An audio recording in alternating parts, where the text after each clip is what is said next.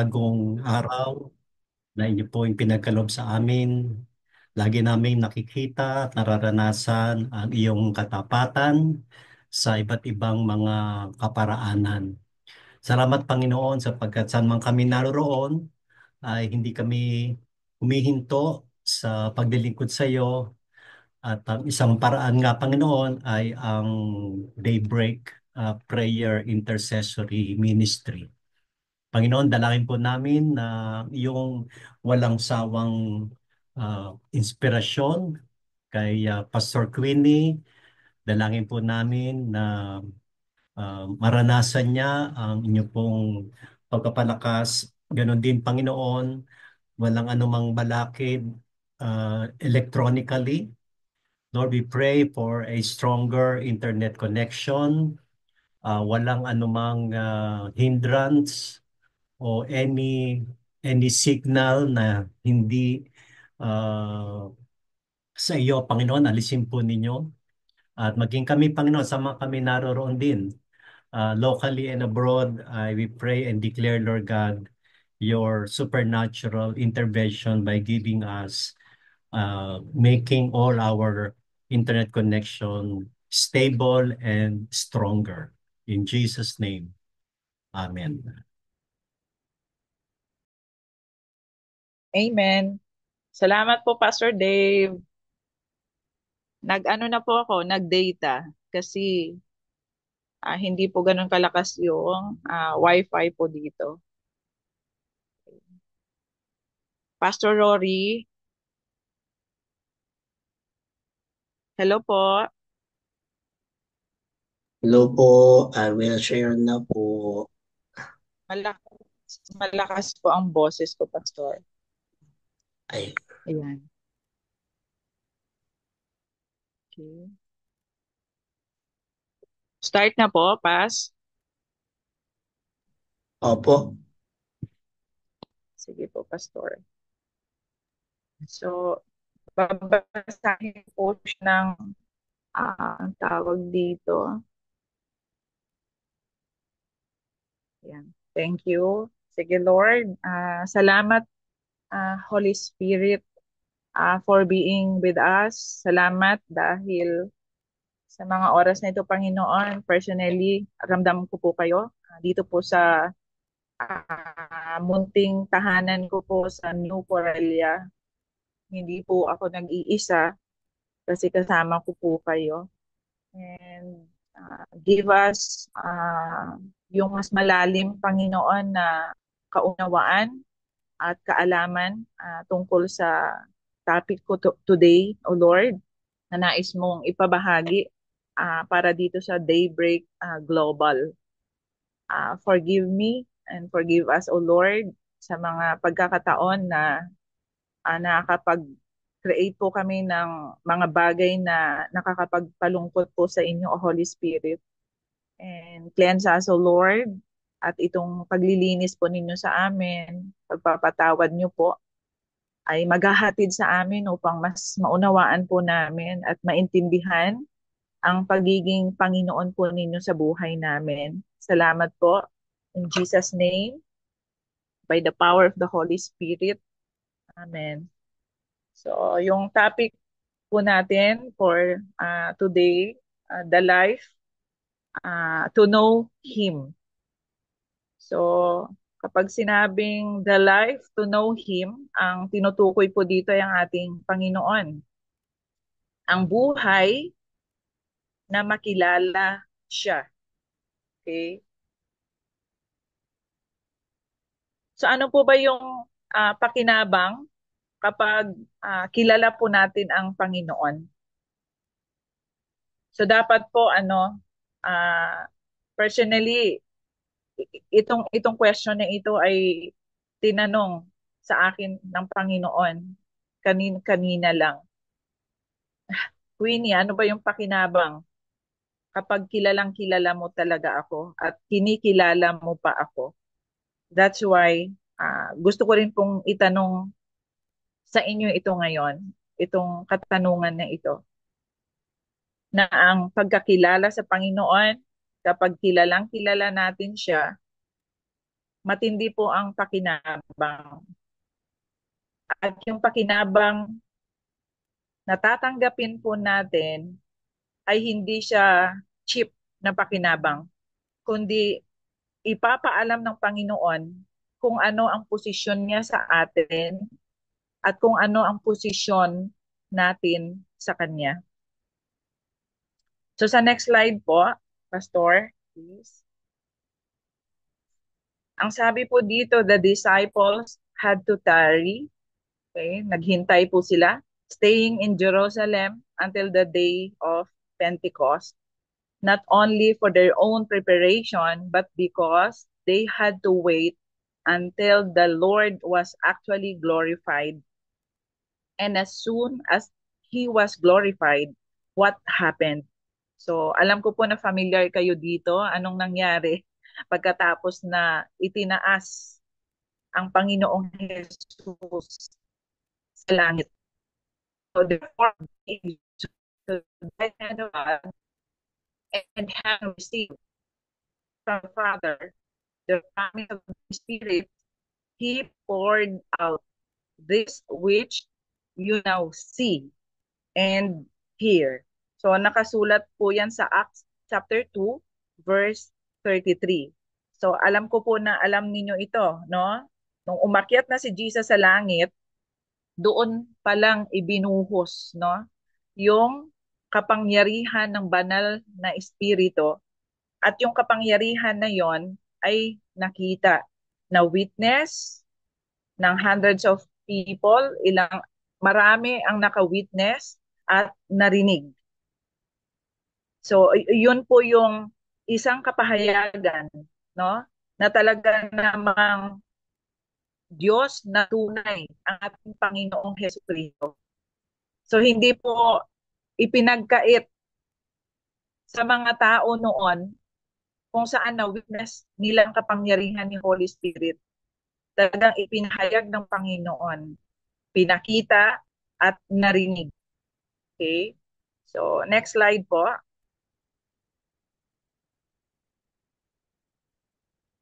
The statement in John chapter 7 verse 39, sabi niya, for the Holy Spirit was not yet given because Jesus was not yet glorified. Does not pertain to us. So the Holy Spirit has been given. The Lord is glorified. Our waiting is not dependent on the providence of God, but on our own spiritual fitness. So, kumusta po tayo ngayon? We are in a season of talagang celebrating, no? Yung generation po natin ngayon ay talagang nakinabang na sa kung ano po yung ipinahayag ng Panginoon sa pamamagitan ng kapangyarihan ng banal na espiritu. So sabi dito, the Holy Spirit has been given. Nasa atin na po siya. Si Jesus already glorified. So ano pa po yung hinihintay natin? No? Are we spiritually fit sa season na ito? Sobrang fit na po ba tayo? Or hindi pa tayo convinced kung ano po yung talagang nais gawin ng Panginoon para sa buhay nating ito? Dito po sa New Corellian na ang sarap po maging pastor. Hindi siya madali, pero masarap. Bakit? Kasi uhaw po sila. Gusto po nilang makilala si Holy Spirit. Alam niyo po yun? Talagang nakikita mo that physically, no? Mukha silang hindi ready. Pero kapag pinor out mo sa kanila ang word at kung ano ang katotohanan, excited po sila. So, mula bata hanggang sa pinakamatanda, parang kumbaga sa gatas, walang nasasayang na gatas kapag pinapadede po sila sa bote. Lahat po yon nilulunok nila. That's why I'm just asking the Holy Spirit, madalas, Holy Spirit, bigyan mo ako ng sapat na kaalaman patungkol po sa inyo. Kasi kapag mali po ang itinuro ko sa mga taong ito, mali din po ang kanilang lalakaran. So, yun po. So, next slide po, Pastor, please. The Holy Spirit's influence and power were at work before Pentecost. So, nandiyan na yan, but He was not here. So, once our Lord was glorified in His ascension, the Holy Spirit came in the world, and He has been here ever since. So, we have to receive the revealed truth that He is here. So revealed, ibig sabihin, pinahayag na, nakita na witness na, marami na ang nakasaksi sa katotohanan na ang banal na espiritu ay nandito na. Amen? So next slide po. The attitude of receiving and welcoming the Holy Spirit into our lives is to be the continual attitude of a believer. When we receive the Holy Spirit, we receive reviving life from our ascended Lord. So, dahil na sa atin na po, no, ang kapangyarihan ng banal na espiritu. So, ano yung attitude of receiving and welcoming the Holy Spirit sa buhay na ito? Dapat po, sabi dito, tuloy-tuloy. Tuloy-tuloy na attitude bilang mananampalataya. So, ibig sabihin, hindi po tayo kagaya ng Wi-Fi connection. Na kapag mahina ang signal, napuputol. Kapag walang data, walang nare-receive or mayroong disconnection. So ang buhay at ang karakter ng isang totoong mananampalataya, anuman ang kanyang pinagdadaanan, siya man ay nalulugmok sa kawalan ng pag-asa, tatayuan at isa sa buhay niya ang katotohanan na ang banal na espiritu ay nasa kanya at kailanman hindi siya pababayaan, hindi siya iiwanan, at hindi siya bibiguin. Amen. Next slide po. It is not the baptism of the Holy Spirit that changes people. No? So, di ba, very familiar po tayo dito. But the power of the ascended Christ coming into their lives through the Holy Spirit. So, pinapaalala po dito ng Panginoon yung kapangyarihan ng kamatayan at pagkabuhay na magmuli ng ating Panginoong Hesukristo. Noong siya ay namatay at umakyat sa langit sa piling ng Diyos Ama sa kanang bahagi. We all too often think that the New Testament never separates. So the baptism of the Holy Spirit is not an experience apart from Jesus Christ. It is the evidence of the ascended Christ. So ito na yung ito na yung alas talaga natin. Ito na yung dapat nating panghawakan na ang mediator ng buhay natin, kumilos, ang gumagana at hindi tumitigil yung ating natawag na access, ay talagang nandoon na sa source ng lahat ng bagay na kanin natin. No?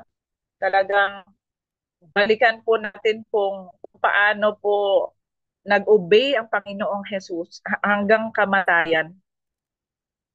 Balikan po natin yung katotohanan tungkol sa kanyang pagkamatay at pagkabuhay na magmuli. Dahil ito po yung ebidensya, no? Na talaga namang everything in this life has already poured out by God in Christ Jesus by the power of the Holy Spirit. So, kumbaga po, ano na, package deal. Wala na po tayong hahanapin pa. Ang kailangan lang po natin gawin ay i-activate po yung ating kumpiyansa sa katotohanan ito. I-activate. So, kailangan po nating ihakbang, no? Yung ating pananampalataya na hindi po galing sa atin, kundi pananampalataya na itinanim ng Panginoon sa ating puso at kaisipan.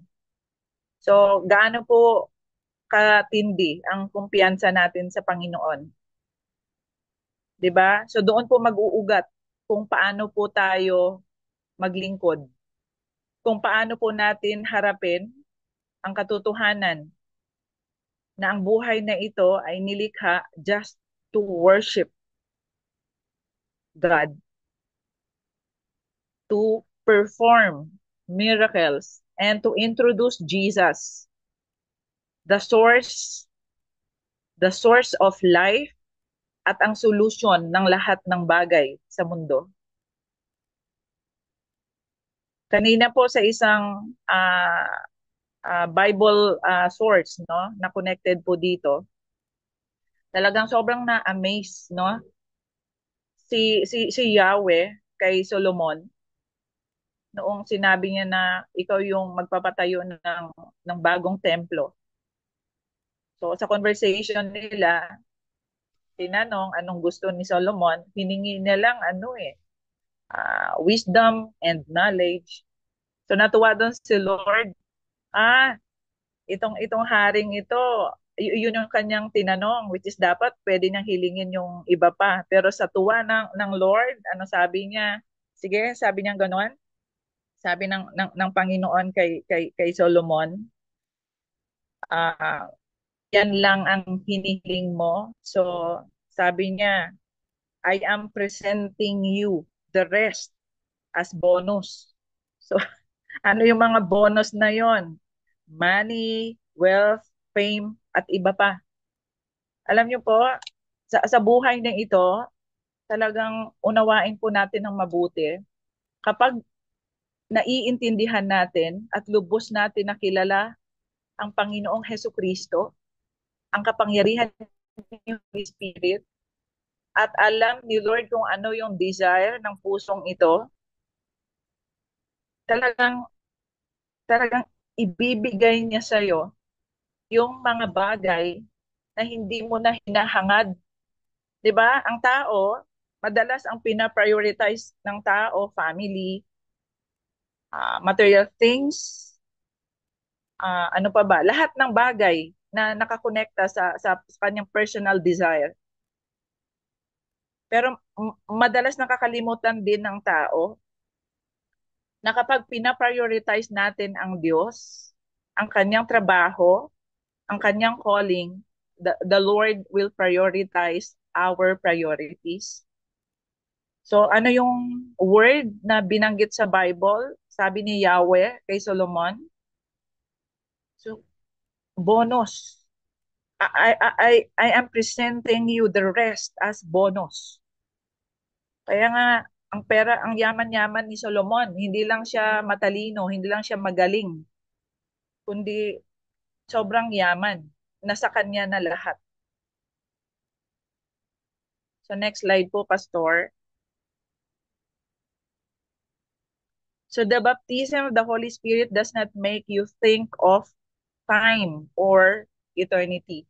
It is one amazing, glorious now. Okay? This is eternal life, that they may know you. Sabi po sa John 17:3. So begin to know Him now and never finish. Mag-enjoy po tayo. Mag-enjoy po tayo sa gift na ito na ipinagkaloob ng Panginoon sa bawat isa sa atin, no? Hindi lang ito nagpupunto, nag-end up sa isang kaisipan na talagang kapag si Holy Spirit nasa atin, wow, mayroon na akong eternal life. hindi na ako mamamatay kailanman. Kundi, alam niyo po, sabi dito, it is one amazing, glorious now. Sa present natin, nakakamangha po ang buhay kung nag enjoy po tayo sa presence ng banal na espiritu. Hinahayaan niya tayo na mabuhay supernaturally. Ano ibig sabihin ng supernaturally? Di ba po kapag may sakit po tayo, automatic yon. Pag masakit ang ulo mo, iinom ka ng biogesic, gagaling ka.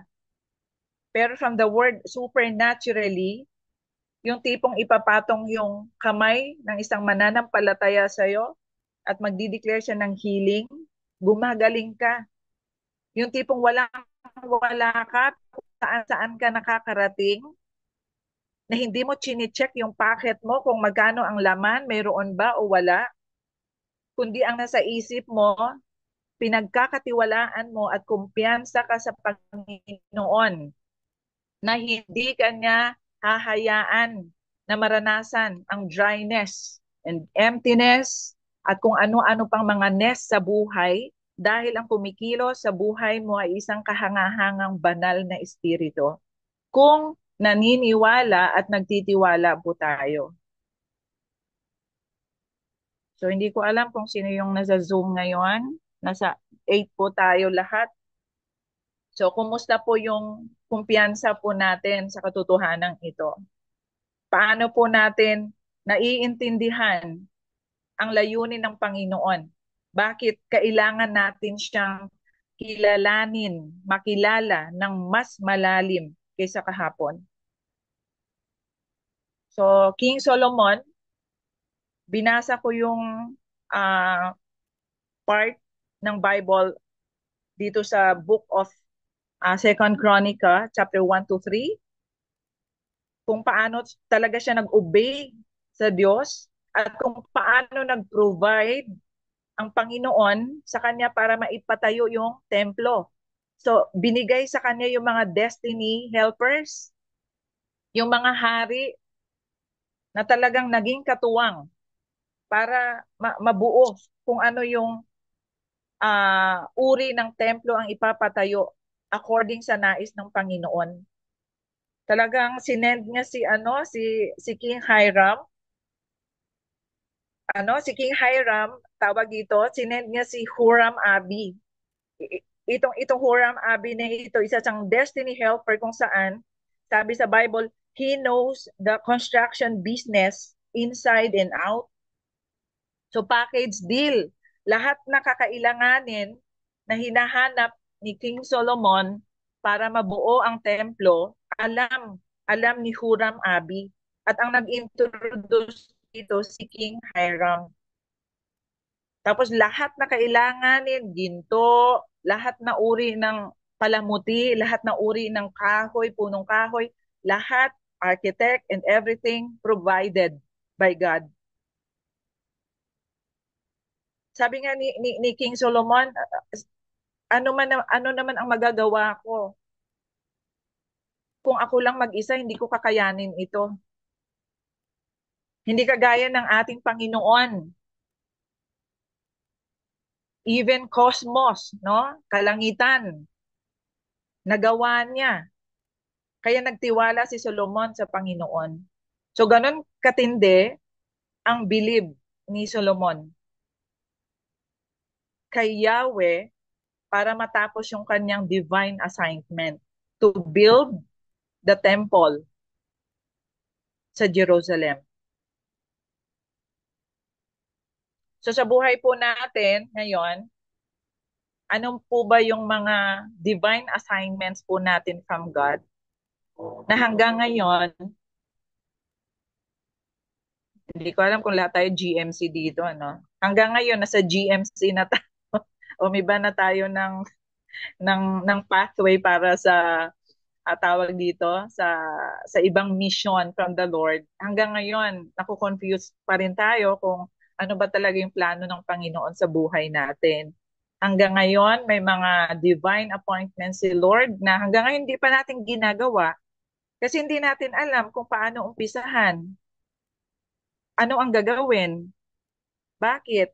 Kasi marami pa rin sa atin hanggang ngayon, nakadepende sa ating sariling alam, sa sarili nating lakas at diskarte. Yun po yung katotohanan. Which is, grabe, ano po, magdudulot po yun sa atin ng isang uri ng damdamin. At yung damdamin na yun, kalungkutan at kawalan ng pag-asa. Kapag yun po yung maghahari po sa atin sa ministry, pastor ka man or lay, hindi ko po alam kung ano yung itsura ng Panginoon kapag nakikita tayo na hopeless para sumunod sa kanyang ipinag-uutos. So ngayon po, nandito po ako sa New Corelia. Pang 2 weeks ko na po niyan sa Sunday. Tama ba? Pumunta ako dito noong 27 na ako mag-isa. Dapat kasama ko po yung asawa ko, no? Kaso humirit po si Boss Chloe, yung aking bunso. Sabi niya, Mama, okay lang ba na mauna ka muna doon? Kasi iniiyak-iyakan mo naman yung New Corelia. Kung August ka pa pupunta doon, nalulungkot ka. Kasi parang bata, parang feeling mo, baby sila na iniluwal mo. Tapos matagal kang babalik bilang ina. Yun po yung naramdaman ko. Nung, nung pag-alis ko po dito na after tawag doon, yung launching ng Davao, Mindanao. Nagstay po kami ng 2 weeks ng asawa ko dito. Tapos bumalik ng Pampanga. Knowing na yung graduation ng mga anak ko dapat mga June man lang. Kasi alam ko June, nagbago. Pero nung nakausap po yung director ng university, sabi niya, Pastor, mga August pa po. Pag uwi ko sa bahay, umiyak ako talaga sa kwarto, no? 'Di ba dapat matuwa ako kasi matatagal, 'di ba? Makakasama ko pa ng matagal yung mga anak ko, yung mga alaga kong aso. Eh hindi, alam niyo po yung nilagay ng Panginoon sa heart ko, umiyak ako ng husto, sobrang lungkot na lungkot kasi feeling ko baby kong iniluwal ang New Corelia at iniwan ko silang mag-isa na matagal ko pang babalikan. So alam yun ng family ko, bukas ako sa kanila, even Pastor Joanne. So, yun, nakita yun ni Chloe. So sabi niya, Ma, pwede ka naman bumalik doon. Pero, iwanan mo muna si Tata. Sabi niya ganon, habang may pasok pa kami. Sama na lang siya sa'yo after ng graduation sa August. Alam niyo, nagbigay yun ng peace sa akin. And I believe, ginamit si Chloe para matugunan yung desire ng heart ko na galing sa Panginoon, na bumalik sa New Corelia kahit na ako mag-isa. At para po sa akin, ano yon, fulfillment ng calling ng Panginoon para sa akin. At alam niyo po ano yung nangyari. Ako yung isang nanay na ayaw kong malayo sa pamilya. Pero inayos ng Panginoon ang lahat. Mayroon akong peace kahit na nandito ako mag-isa.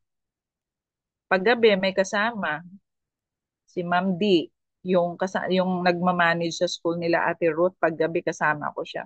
And the rest, buong maghapon, ako mag-isa. At hindi po nasasayang. Kasi ngayon ko palang halos natapos yung mga lessons ko sa LGI na hindi ko po naaatinan dahil may mga lakad na marami noon nung nasa Pampanga po ako.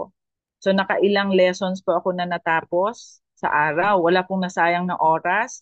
Walang nasayang na sandali dahil every time na nagbabasa ako ng Bible, may mga revelations ang Panginoon.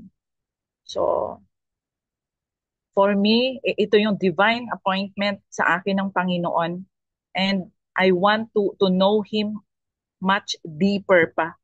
Kasi ang Panginoon po hindi siya nauubusan ng kamanghamanghang bagay. Hindi po siya nauubusan ng mga sikreto na kailangan po nating habulin at alamin. We should know and hear the voice of the Lord. Maingay po ang mundo, maraming instructions, maraming distractions. But there is only one voice to be heard. Sa paglilingkod na ito, pastor ka man, simpleng mamamayan, hangarin po natin na marinig ang boses ng Panginoon. Kasi ang boses niya lang po ang makapagbibigay sa atin ng kapayapaan to obey His will sa buhay na ito. May next slide pa po ba, Pastor? Wala na po. Ayan, ito po yung wisdom from Oswald. Sabi dito, God created man to be master of the life in the earth and sea and sky. And the reason he is not is because he took the law into his own hands and became master of himself, but of nothing else. Nakita niyo po yung authority? Nakita niyo po yung kumpiyansa ng Panginoon sa atin, sa human, no? Balikan natin sa Old Testament, no? Kay Adam. Hanggang ngayon, ito yung karakter ng tao.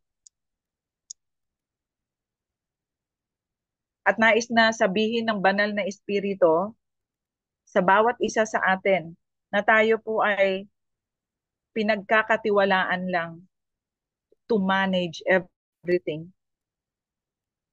Pinagkakatiwalaan, pero kahit na minsan, apart from God and from His very power, hindi po natin kayang imaneho po ang ating sariling buhay. Dahil mapupunta po ito sa kawalan.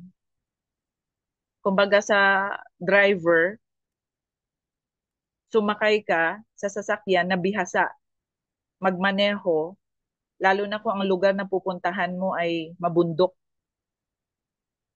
Huwag kang sumakay sa isang nagpa-practice pa lang kasi hindi niya kayang i-manage ang manibela ng sasakyan para ihatid ka ng ligtas. No? So today, it is my prayer and declaration sa bawat isa po sa akin. Masyado na hinog ang mundo. And I'm sure malulungkot at nalulungkot ang Panginoon, lalo na ang banal na espiritu that nasa atin ngayon. Kung hanggang sa ngayon, punong-puno pa rin po tayo ng doubts. Punong-puno pa rin tayo ng questions. Punong-puno pa rin po tayo ng mga confusions. Bakit ka nabuhay? Bakit ka naging pastor? Bakit ka naging nanay? Bakit ikaw yung dinala sa ganito? At higit sa lahat, ang pinaka nakakalungkot, kung hanggang ngayon tinatanong pa natin kung totoo ang Diyos. Kung totoo ba talaga si Holy Spirit. May isa akong miyembro kagabi, itong kasama ko pong natutulog dito, hindi pwedeng hindi na yung pag-uusapan si Lord bago kami matulog. So sabi niya, Pastor, paano po yon? Kasi mayroong nagsabi na yung pinakain ni Jesus na 5,000 people, pero yung mga babae at mga kids, ano daw po yun eh, ba naman po talaga sila. Nilabas lang po nung nag-pray si Jesus. Kaya dumami. Pinag-ipon-ipon, pinagsama-sama. Tapos hindi po nila naubos. Kaya sumobra po. Okay, sabi ko yun ba yung ano mo? Yun yung katanungan mo na hindi naman pala totoo na nagmi-miracle si Jesus. Sabi ko basahin mo mabuti yung Bible. Balikan mo yung story. Eh di sana hindi na nag-worry yung disciple na isa ni Jesus para sabihin na, oh, teacher, kailangan nang umuwi ng mga taong ito kasi walang tindahan dito. Di ba dapat, ibig sabihin walang food. Nasa season na sila na wala nang kakainin paggabi na. And then sino yung voluntary na nagbigay? Sabi niya yung bata po, ilan yung fish? 2. Ilan yung bread? 5. Anong ginawa ni Jesus? Tinaas po, nagpray, nagpasalamat sa tatay, sa Diyos Ama. Anong nangyari? Kumain po ang lahat. So yan po yung kapahayagan that si Jesus, kaya niyang gawin ang lahat ng bagay kung nagtitiwala ka sa Kanya. Our God is the God of supernaturals. Our God is the God of miracles. Hindi po myth, hindi po kathang isip ang nakasulat sa Bible. Lahat po yun totoo. Okay? At yun po yung dahilan bakit kailangan po natin kilalanin ng Panginoon. Kilalanin pa po natin siya ng mas malalim. Yung isang uri ng relationship, kapag kilalang kilala mo na kung sino yung author ng buhay mo, yun yung magbibigay sa atin ng freedom to let Him manage our life. Yung tipong ano na, ayun, parang ako, comfortable na ako yung mga anak tsaka asawa ko, nasa Luzon, nandito ako. At mas close pa kami kasi every night bago kami mulog, kami online. Dati kami nag siyempre, kultura na naman sa loob ng bahay, pinag-uusap. Siyempre kami sasama. Ayun, ayun, gagawa namin yan, bago tulog. Palit-palit sino mag-pray. Sometimes, talagang mahirap po unawain ang buhay. No? Mahirap sumunod, lalo na kung tayo ang hari ng buhay natin at tayo ang nasusunod. Pero yung encouragement po sa bawat isa sa atin today, kilalanin po natin ang may akda ng buhay natin. Kilalanin po natin siya. And I believe, the more na nakikilala po natin siya, kasi tayo kilalang kilala niya na tayo eh. And then, kumpiyansa na tayo sa kanya. Yun po yung magbibigay ng kapayapaan po sa atin sa gitna ng kawalan sa buhay na ito. So today, gusto ko pong hilingin si Pastor Dave to, tawag ano ba yung word? To release us yung isang prayer ng consecration. Pastor Dave, talagang hilingin po natin sa banal na espiritu na makilala po natin siya ng mas malalim kaysa kahapon. Kasi yun lang po talaga yung natatanging sangkap, sandata, para maging kumpiyansa po sa buhay na ito. Thank you po, Pastor Dave.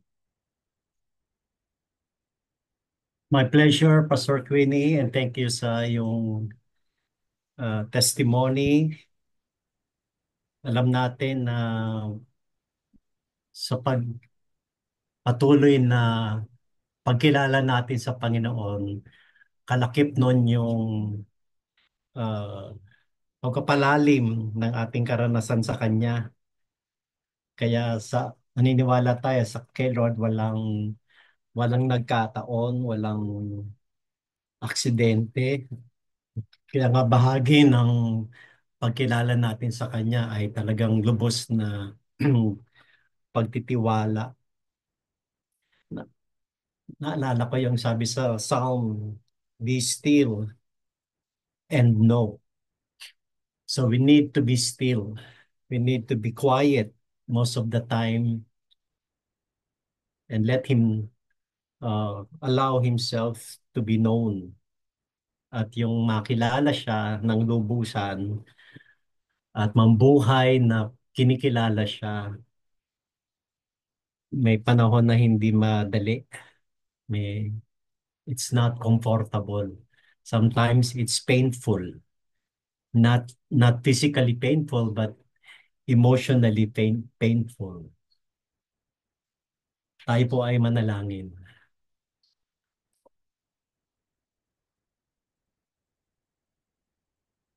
Lagi naming kinikilala, Panginoon, ang katotohanan at lalo tigit kinikilala ka namin. Subalit alam namin na may mga pagkakataong hindi madali.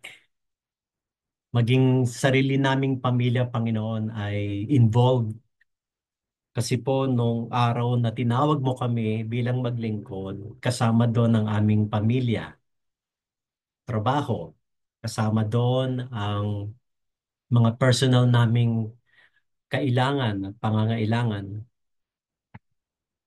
Subalit salamat din, Panginoon, dahil hindi mo kami iniiwan sa mga tanong namin, hindi mo kami iniiwan sa mga paghanap namin ng kahulugan. Kaya naman, Panginoon, sa ah, pagbubulay-bulay namin ngayong araw na ito, muli namin, O Diyos, sa kapangyarihan ng iyong Santo Espiritu, muli namin itinatalaga ang aming mga sarili at sa pangalan ng aming mga sambahayan, alam mo, Panginoon, ang iba't ibang sirkumstansya namin, mga dynamics namin.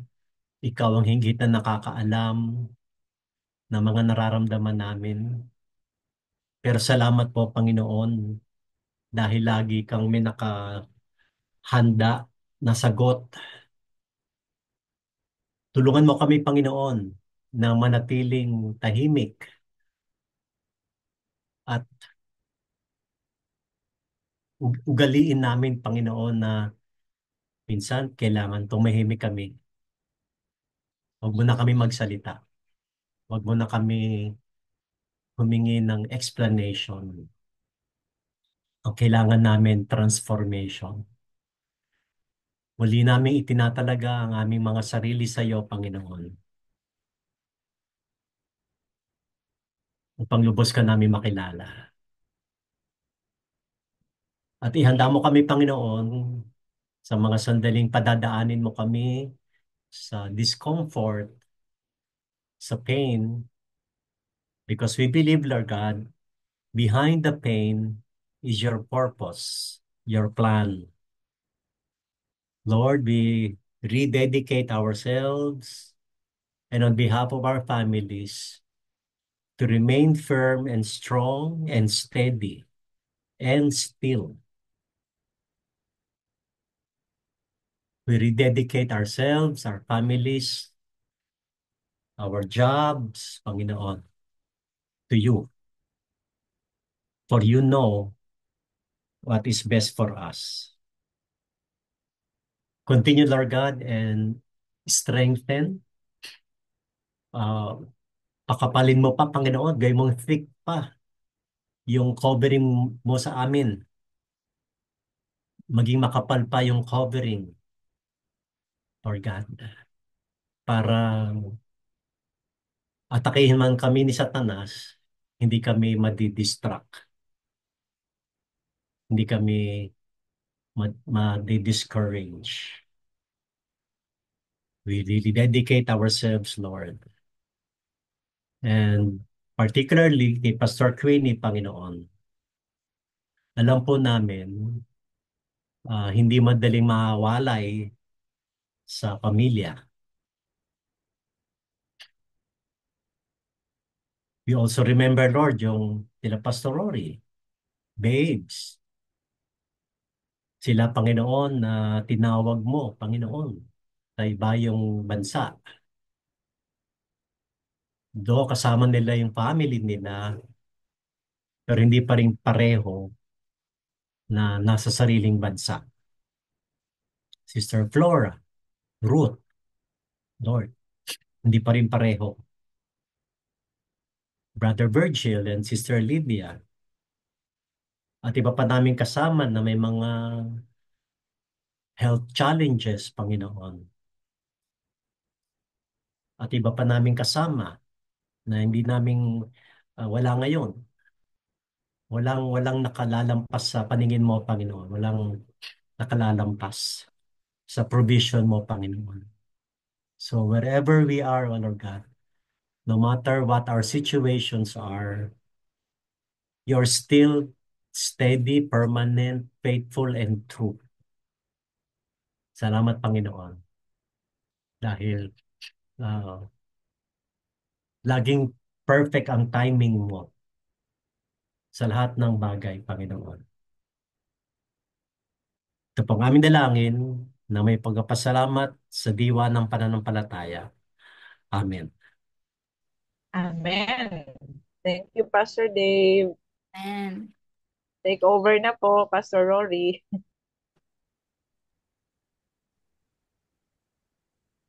Kapatid na babes, Salamat po, Pastor Queenie, sa Well, mabiyayang malusog at malinamnam na pagkain espiritual na sinare mo sa amin, buhay. Mga kapatid, tatanungin po tayo ngayon ng Holy Spirit. Kung tayo naman po ang tatanungin, ano ang, kung anong gift ang gusto natin from the Holy Spirit, ano po ba ang isasagot natin? So, kaya nga po, lagi kong nire-remind yung sarili ko at sa atin na rin po, yung the fruit of the Spirit sa ating araw-araw na buhay, kailangan po nare-remind tayo na there is always love, yung galing kay Lord, joy of the heart, kahit ano ang nagdadaanan natin, kung ano may nakapalibot sa atin, meron pa rin peace kasi meron tayong Spirit, Holy Spirit. And in everything na ginagawa natin, merong kindness, goodness, self-control, gentleness sa ating at patience sa ating pagsasalita, sa ating pagkilos, sa ating ah, in everything, sa makikipag-usap, at yung faithfulness natin, hindi lang para kay Lord, kundi ah, para na rin sa ating pananampalataya sa atin. So in everything nga, importante pa rin na yung every moment bibigay natin kay Lord kasi kapag ka binigay natin yung nagpapasalamat tayo sa Kanya at ina-acknowledge natin lahat ng blessings na binibigay niya, hindi natin iindahin kung ano man yung nangyayaring kaguluhan at kasamaan sa palibot natin kasi alam natin we are protected and we are loved and yung by God and yung grace niya, siya yung bumabalot sa atin. Kaya walang takot. Kaya sa buhay ni Pastor Queenie, isang buhay na testimony.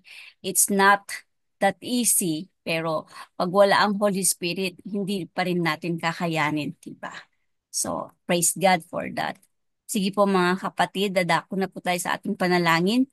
Sabayan niyo na lang po ako habang pinapanalangin natin ang mga prayer blast natin. So, sa healing po, ah mga kapatid, pwede ko po bang hilingin na mag-unmute na lang tayo? Let's have a 1 minute prayer. Panalangin po natin ang mga kapatiran natin na alam nating nang hingi ng tulong, ng, miracle touch, supernatural healing from God. May mga pangalan po rito na kailangan banggitin in silent or mga kaibigan natin, kapamilya natin, kapatiran na alam natin na kakilala natin na naghahanap ng kagalingan, hindi lamang pang physical, internal, kasama na po rin ang lahat ng aspeto ng buhay kung saan mas importanteng ang banal na espiritu ang kikilos. Sige po, in 1 minute po, kapatid, let us all pray. We pray, Lord God, that Hallelujah, you Lord God bless Jesus. this Salamat couple. po sa buhay release natin. Healing and Lord Salamat Father restoration, God, kami, Panginoon, physical, dahil alam internal, namin, ikaw ang psychological, spiritual, unang punuan niyo po every sila ng mas sickness, kaya thank you, Panginoon, Lord, ikaw physical, the great Irish, healer, Lord God, asking for your and supernatural touch, many healing touch sa dapat lahat din po ng mga nandito in nakalista, Panginoon. bibigyan You know them one by one. You better, know their Lord, lives, you know their hearts, facilitation, and you know their needs, Panginoon. Janet, Benjuma, Them, oh Lord right God, that Hermandad, in ah, Jesus' name, pagtitiwala na Shiva, ikaw lang ang dapat na Sibian, lapitan. Na ikaw ang Yasina, buhay ng Kristo na dapat nilang Lord, right now Lord pagkatiwalaan. J. Lord, Puno, thank and you. God, Lord, be take with them, the Panginoon. Holy Spirit Salamat sa Lord God. pray for Mas you, nakakalap Jesus' ka rin. Be with her. In Jesus' name we pray. Amen. Amen. And today was Tuesday, so let us focus for the prayer for the nation and government. Kung nanonood po tayo ng mga balita, alam natin ang nangyayari. Hindi naman lahat kasamaan, meron ding mga kabutihang nangyayari at alam po natin yun ang mga answered prayers and pagpatuloy-tuloy lang po tayong nananalangin. Hindi nagsasawa si Lord na tumugon ng ating panalangin kaya wag din po tayong magsawang humigi sa Kanya at lumapit sa Kanya at magpasalamat sa buong mundo dahil alam natin yung mundo hawak-hawak ni Lord. Walang imposible. Kung gusto natin ng peace, mangyayari yan. Mangyayari yan dahil ang gusto ni Lord is yung lahat tayo ay nagiging dependent sa Kanya, dumidependent sa Kanya, nagiging dependent sa Kanya dahil um, nakalista na kung ano yung mangyayari. Alam naman na niya kung ano yung future. Ang gusto niya lang is yung pagkatiwalaan natin siya sa let us all pray for a minute ulit sa Middle East crisis, sa nangyari sa Israel, sa Gaza. Kung dito, updated po tayo. Kung may mga nakakalungkot na pangyayari, ay pag-pray na lang po natin ang mga pamilya, ang mga bata na nadadamay, yung mga walang walang malay. Yun po ang mga nakakaawa. But then, God is, there is nothing impossible to God. So, sa Philippine, China, lumalaki po ang conflict, pero merong din pong katapusan ng lahat. And then sa Philippine government natin, merong pangyayaring magkakaroon ng matinding transition, pero hingi natin ang wisdom and knowledge na ibigay sa kanila lalo na sa ating presidente. So lahat po ng mga issues, problems, struggles, mga kababayan natin, lalo na po sa iba't ibang parte ng mundo, ay isama po natin sila sa panalangin.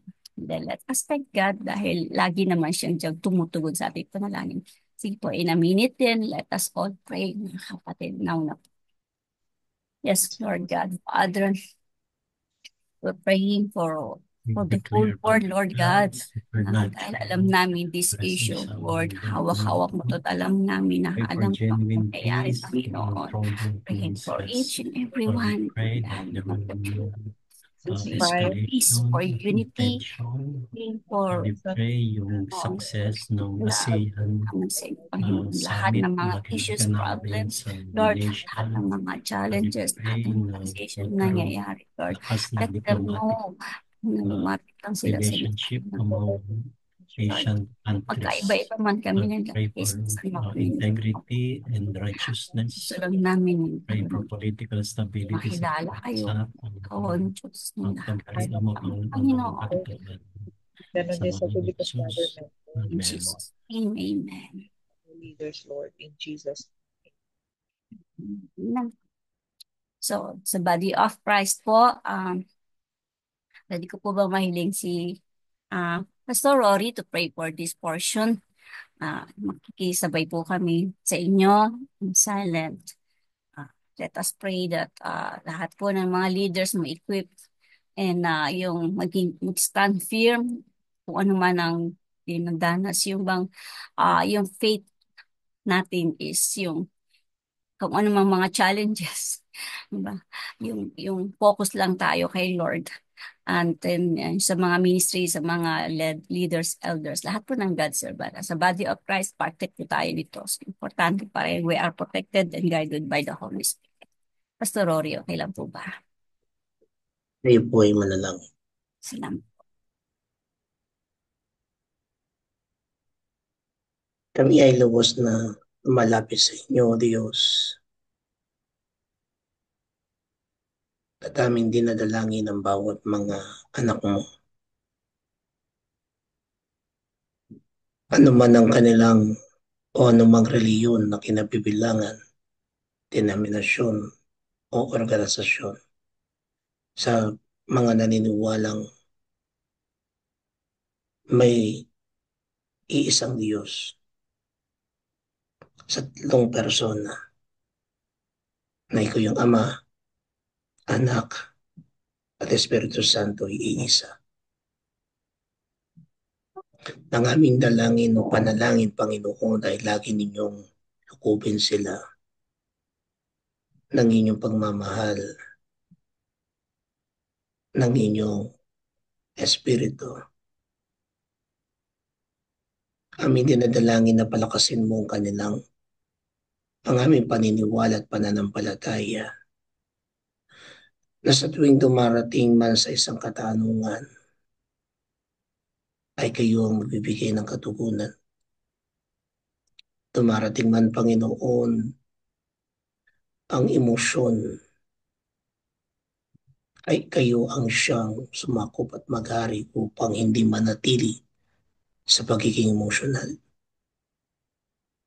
Pagkuso Diyos, maranasan nila na kayo ang mangunguna. Na patuloy na sila'y maninindigan sa iyo sapagkat ikaw ang totoong Ama, Panginoong Kristo at Banal na Espiritu. Ang iyong mga salita ay hindi nawawalang bisa. Na ang iyong salita ay hindi kawalang ng tao o hindi lamang sinasalita ng tao. O ng bawat mga nangangaral, ituwid mo ang bawat likong mga landas. Ituwid mo ang likong mga katuruan at pananaw. Ituwid mo ang bawat baluktot na pangangatwiran sapagkat ikayo ang Diyos na makatarungan at makatwiran at kabanal-banalang.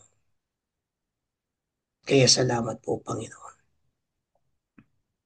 Dalangin namin ay patuloy na kayo, O Diyos, ang siyang magpaliwanag o lumiwanag sa kanila sa bawat mga anak mo ginagamit na nagpapahayag ng katotohanan at hindi sumasang-ayon sa anumang takbo ng mundong ito o takbo ng tao. Pagkus o Diyos, sa iyong kapangyarihan, sa iyo yung kalwalatian, sa iyo yung liwanag at doon sila laging nakatingin at umaasa sapagkat sa iyo ang pag-asa. Salamat po, Panginoon. Salamat. Ito ang aming dalangin sa tanging pangalan ni Jesus. Amen. At amen. Thank you, Pastor. Lord, gusto po namin sa ilyuhan nyo ang mga panalangin namin inihain sa inyo, Panginoon. We are thankful dahil alam namin ah lagi kayo nandyan, dumirinig sa amin mga kahilingan. Lagi kayo nandyan, hindi kayo napapagod makinig sa amin. Lagi kayong nandyan, kahit sa mga pagkakataong meron kami mga pagdaing, puro kami mga pagdaing, ah, may mga time na nagrereklamo kami. But then Lord, ang mga panalangin namin, patuloy niyo pong dinirinig. Salamat, O Lord God. Selyuhan niyo po ito magmula sa mga pagtugon sa mga ah, paghipo sa mga kasakitan, sa lahat ng parte ng lahat ng aspeto ng buhay, sa mga tinawag ninyo, Panginoon, sa mga pamilya din namin, mga kaibigan, mga kakilala, na lalo na yung malalayo sa amin, kayo ang mag-ingat sa kanila. Guide and protect them also. Let the Holy Spirit manifest in their life. And Lord, kailangan din po namin ng lakas na nanggagaling sa inyo. Hindi namin makakaya ang araw-araw naming buhay kung wala kayo, Lord God. And we cannot imagine our life without the Holy Spirit. So Lord, lagi niyo po kaming i-remind na ang buhay namin hindi amin. Sa inyo po to. So, ingatan namin ito at lagi namin itong ipagkatiwala sa inyo, Panginoon. Salamat, O Lord God. And Lord, lumalapit din po kami sa aming mga kahinaan, sa mga shortcomings namin, sa mga pagkukulang namin, Panginoon. Hinihingi namin ng inyong kapatawaran, hinihingi namin ng inyong pangunawa, at hinihingi namin ang inyong pagpapala sa bawat buhay na narito, Panginoon, mga kasama namin sa Daybreak, Lord God, pati na rin po ang mga pamilya namin. So be with us, Panginoon, and maraming maraming salamat sa lahat po ng ginagawa ninyo. Magmula noon, ngayon at magpakailanman, hindi kayo nagbabago. Salamat, O Lord God. Ito ang aking panalangin sa matamis na pangalan ni Jesus. Amen. Amen. Amen. Ah, Amen. meron po bang nagbe-birthday sa atin ngayon? Anniversary, spiritual birthday, natal birthday, anniversary. Kung wala po, hihilingin ko po si Kuya Virgil. Pwede ka po ba sa closing Thanksgiving prayer? And then si Pastor Dave po sa Opo. salamat po. I-pray niyo po si Pastor Queenie sa salamat po. Pastor Dave, kayo na rin po sa benediction. Thank you. Let's pray po. Our most gracious Heavenly Father, Lord Jesus Christ, hallelujah. Holy Spirit, hallelujah. We praise you, our triumph God, O Lord. Lord Jesus, we thank you for this wonderful day, for giving us Pastora Queenie Balingit, Panginoon, sa kanyang magandang mong salita na binahagi niya sa amin, na lahat ng yun ay sumapuso namin, Panginoon. Pag-aralan namin ang gusto upang sa katuparan namin sa aming buhay, Panginoon. Salamat po sa buhay ni Pastora Queenie. Pagpalain mo po ang kanyang pamilya na malayo sa kanya, na nasa Pampanga. Siya po ay nasa Davao. Alam niyo po ang layo ng pagitan ng Panginoon. Kayo pong gumabay sa asawa, sa mga anak, at sa kay Pastor Queenie, Panginoon. Araw-araw niyo po silang bigyan ng kanilang provision, ng mga pangangailangan nila, Panginoon. Alam po namin na hindi niyo pinababayaan ang iyong mga nagsisilbi sa iyo, Panginoon. Hindi sila naghihirap at lagi mo silang pinagpapala, Panginoon. Gayun din po itong daybreak, pagpalain niyo po na bukas magkikita-kita kami sa iyong kalooban, Panginoon. Na ang bawat isa sa amin ay malusog, tumatawag sa inyo, at nagpapasalamat sa kabutihan mo sa bawat isa sa amin, Panginoon. Lahat na ito'y dinadalangin ko sa pangalan ni Jesus. Amen. Amen. Amen. Salamat po, Kuya George.